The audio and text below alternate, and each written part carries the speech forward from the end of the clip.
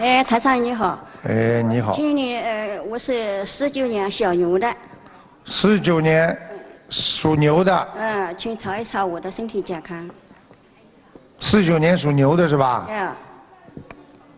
那老妈妈，你记住2点啊。第一，你这个人缺钙，身体不好，你的牙齿一塌糊涂。对不对啊？对。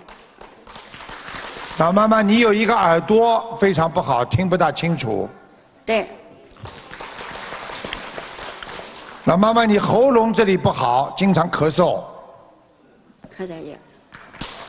对。还有，我往下看啊，你妇科也不好，你的腰痛，右腰非常痛。腰有时会痛。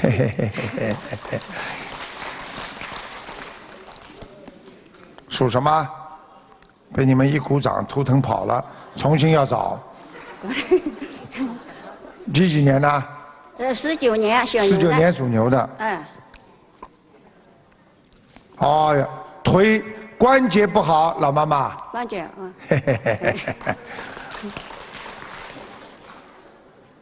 没有什么大问题。关节以后有没有问题啊？什么？以后有没有？以后关节有没有问题是吧？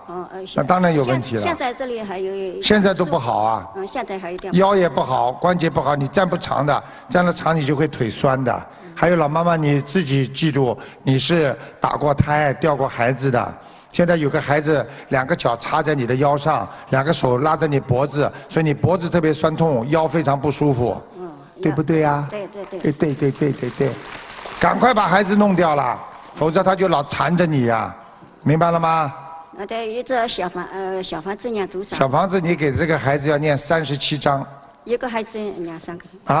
一个孩子37章。